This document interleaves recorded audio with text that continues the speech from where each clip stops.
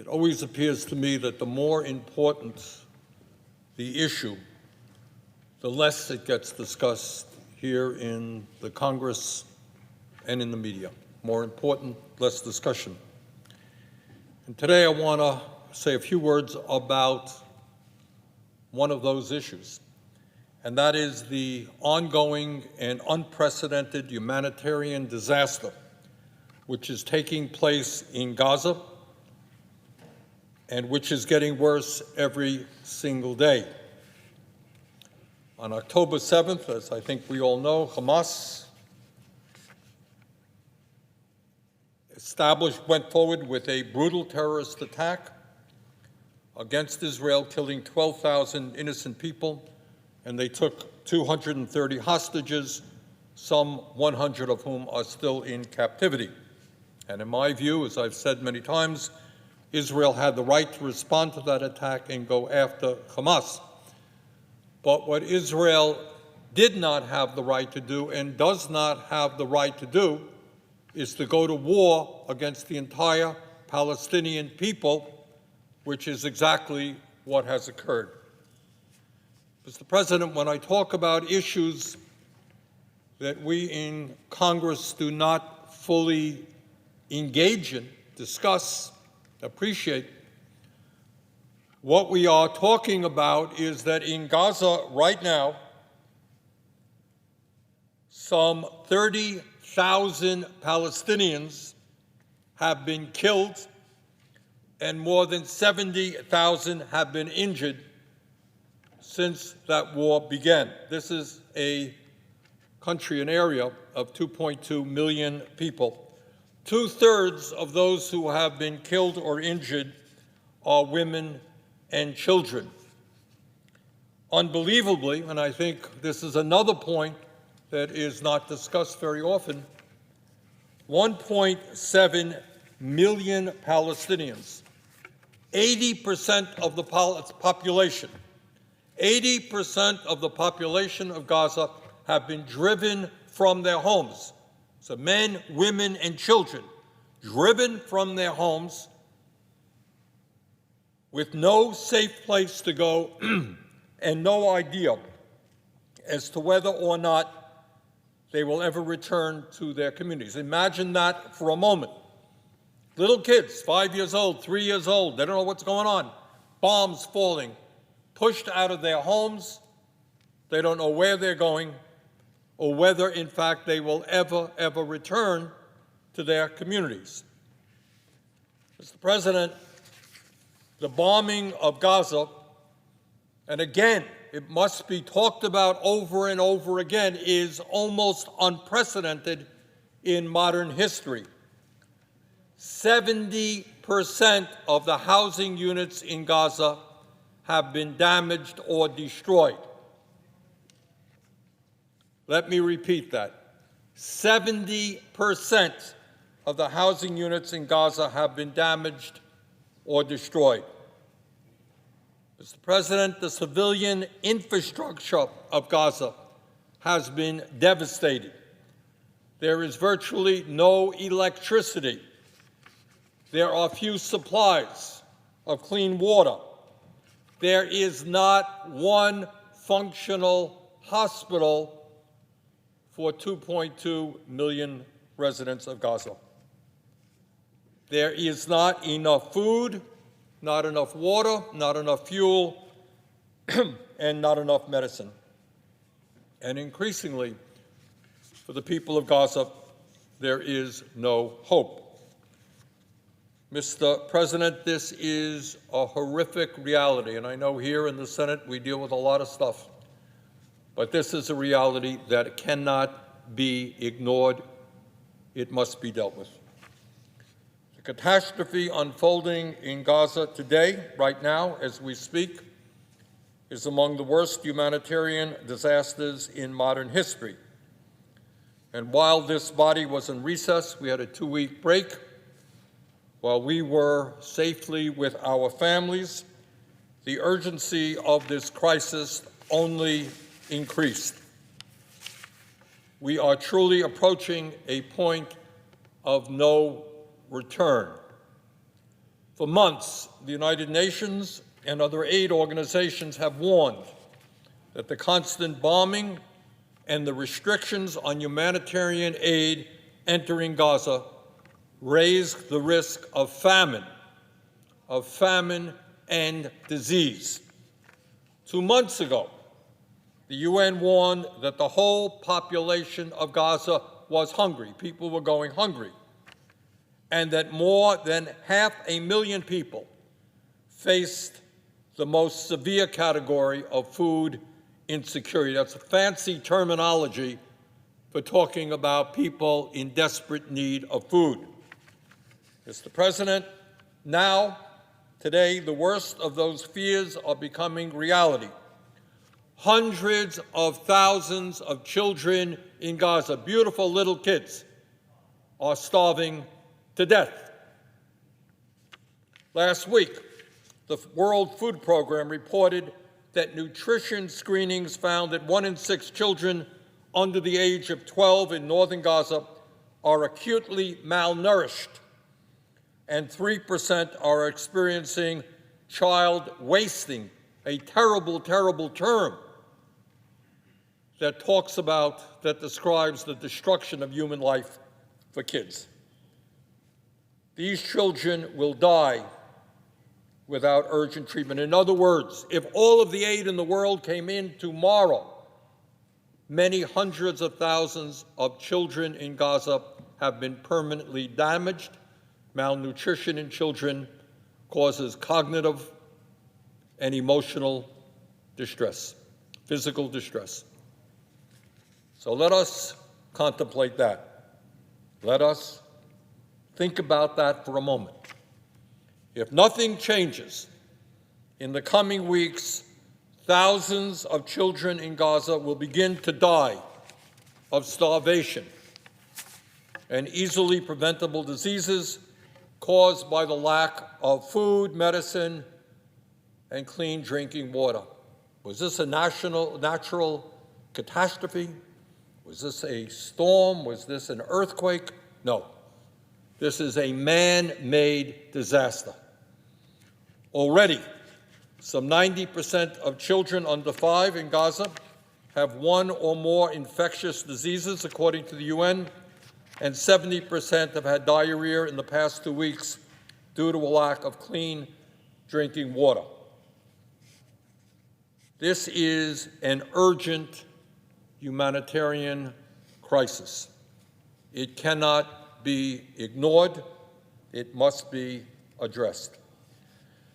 Without an immediate humanitarian ceasefire and an urgent expansion of the relief effort, even more people could end up dying from the lack of basic supplies that have been killed in the bombardment. In other words, what we're looking at is thousands of people have died from the bombs, and now you're going to see more people die from starvation and diseases as a result of no clean water or sanitation. Scientists at Johns Hopkins University recently modeled what could happen over the next 6 months if nothing changes, and concluded that some 85,000 more people could die in Gaza over that period from war and disease. Mr. President, we cannot allow this disaster to continue. And let us be clear why this is happening. And it is happening because Israel is simply not letting in enough aid, not enough food, not enough water, not enough medical supplies, not enough fuel. It is not more complicated than that. This is a man-made crisis caused by Israel, and it can be changed tomorrow.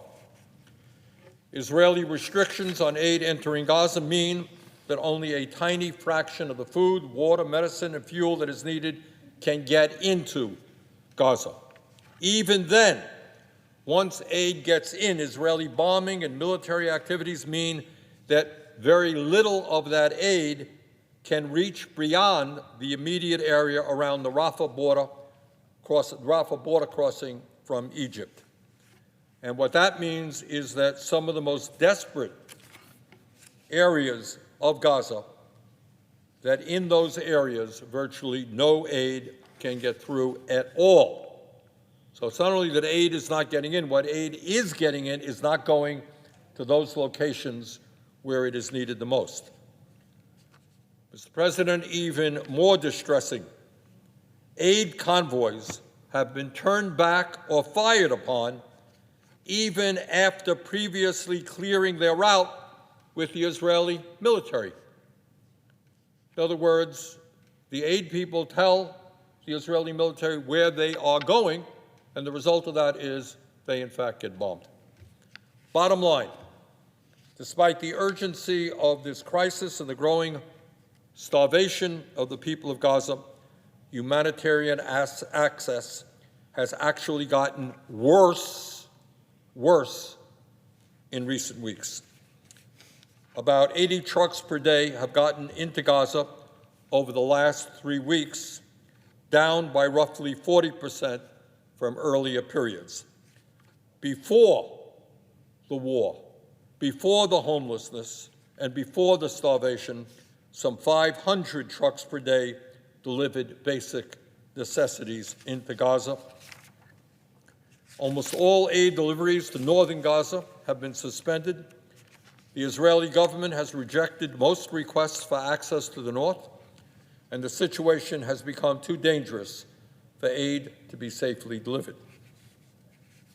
And the reason that aid delivery has become increasingly dangerous is that the Israeli military has shown little regard for the safety of humanitarian operations. Quite the contrary, earlier this month, the Israeli military fired on a UN food aid convoy, even though it had previously cleared its route and timing with the Israelis. And here is something that I hope every American hears, that up until now, since this war began, 161 UN staff and at least 340 health workers have been killed in Israeli attacks since October 7th. In other words, the people who are trying to help the desperate, people are trying to deliver aid, people are trying to provide health care, they are being killed in large numbers. The situation today is obviously desperate and getting more and more desperate. And as an indication of that desperation, humanitarian aid trucks that do get through to northern Gaza have been mobbed by starving people. That is the reality. When a truck manages to get through, aid is not distributed in an orderly way. Hungry people are mobbing the trucks to grab food to feed their kids. The UN's leading expert on access to food this week said Israel is intentionally denying access to food. Mr. President, that is a war crime. Unbelievably, in the midst of this humanitarian cataclysm, rather than work to improve coordination with the UN and get basic supplies to Palestinians in the war zone, there has been a concerted attack on UNRWA, the largest UN agency operating in Gaza and the backbone of the humanitarian aid operation. They're the ones who do the lion's share of the work in getting humanitarian aid to the civilian population. UNRWA runs schools, healthcare, water sanitation, and food assistance for Palestinians in Gaza, as well as the West Bank and the wider region. Israel has accused 12 UNRWA employees of taking part in the October 7th attack, 12 employees. This is a serious allegation, and it is being investigated seriously. But, Mr. President, you don't starve 2 million people because of the alleged actions of 12 UNRWA employees out of a total workforce of 30,000. Despite UNRWA's indispensable role in addressing this unprecedented humanitarian disaster, Congress is now considering legislation, Senate passed legislation, that would actually prohibit funding for this agency, which would only make a horrible situation even worse. Children are starving. People don't have water. People don't have medical supplies. The agency that historically has done the work of getting aid out to people is now being unfunded. The U.S. decision to pause its funding for UNRWA has left the agency at a breaking point. Mr. President, that decision must be reconsidered immediately. And, Mr. President, that brings us to the United States' role in this crisis, because the point is, what we are not just looking at is some distant part of the world where terrible things are happening and we're just learning about it and we had nothing to do with it. Quite the contrary. Put simply, Mr. President, we are deeply complicit in the humanitarian disaster and the horror that is taking place in Gaza today. Most of the bombs and most of the military equipment that the Israeli government is using in Gaza is provided by the United States and subsidized by American taxpayers. This is not just an Israeli war. This is an American war as well. We are providing the weapons for Netanyahu to wage this war. Mr. President, I met earlier today with human rights experts from Amnesty International. Amnesty researchers have painstakingly documented the use of U.S. weapons in numerous Israeli strikes that break the international laws of war. Most recently, Amnesty documented 4 unlawful strikes in Rafah in December, January, that killed at least 95 civilians, including 42 children, and some of those attacks were done with U.S. weapons. Mr. President, the U.S. has laws on the books intended to prevent these kinds of human rights violations that are being done with U.S.-provided weapons. The problem is that we have very rarely enforced them with any country, and we've never enforced them with Israel. For months, as I think all of us know, President Biden has been trying to get Israeli Prime Minister Netanyahu and his extreme right-wing government to scale back the indiscriminate bombing. So far, Netanyahu has not changed his tactics, and in fact, humanitarian access has actually deteriorated. The situation is getting worse. Netanyahu makes polite sounds when U.S. officials visit him in Israel, and then he proceeds to do exactly what he wants. And what he wants increasingly seems to be the wholesale destruction of Gaza. Mr. President, the United States is now focused on negotiating a ceasefire agreement that would allow for massive humanitarian aid and the freeing of the remaining hostages. I desperately hope that this deal comes together. I trust that all of us want the killing to stop and the hostages to be freed. But once again, despite what President Biden is fighting for, Netanyahu is resisting. It appears that he and his extreme right-wing government are trying to prolong this war to hold on to their power and to avoid accountability. President Biden has repeatedly said that the only viable path to lasting peace and security for Israelis and Palestinians alike is a two-state solution. I agree. But of course, Netanyahu has made it very clear that he is completely opposed to that outcome, and he has been opposed to that outcome for his entire political career. Mr. President, on issue after issue, Prime Minister Netanyahu is deeply opposed to the goals of the United States. We want civilian life protected. He doesn't seem to care. We want more aid getting into Gaza. He won't allow it. We want a two-state solution. He is vigorously opposed. Mr. President, given all of that reality,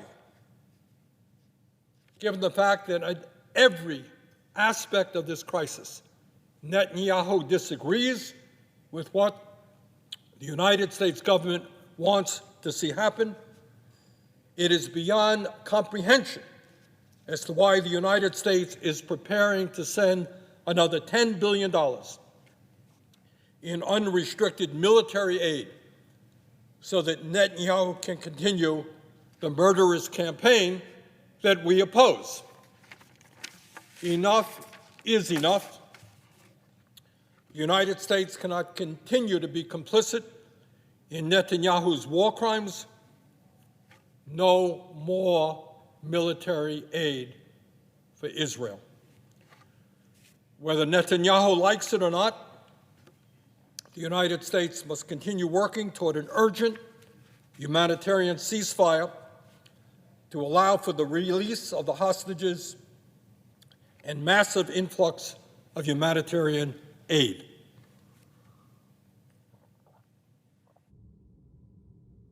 We should join other countries all over the world to pass a ceasefire resolution at the UN Security Council that includes the release of the hostages and full humanitarian access, as previous drafts have done. The United States should begin the process of recognizing the state of Palestine as a full UN member state. This is both a fact, Palestine is a nation recognized by 139 UN member states, and a moral imperative in the face of what amounts to illegal Israeli annexation. President Biden should also make clear that he will not release any additional military funding for Israel without firm commitments that the ceasefire will be honored unless broken by Hamas, and that full humanitarian access will be ensured, that funds for the Palestinian Authority will be released, and that illegal Israeli settlements in the occupied territories will cease. Mr. President, none of this will be easy. But to my mind, it is absolutely morally unacceptable that the United States continue its complicity in the humanitarian disaster that is taking place in Gaza right now. The time is now to say no to the right-wing extremist government of Netanyahu. No more money for the Israeli military. And with that, Mr. President, I yield the floor. Under the previous order, the Senate stands adjourned until 10 a.m. tomorrow.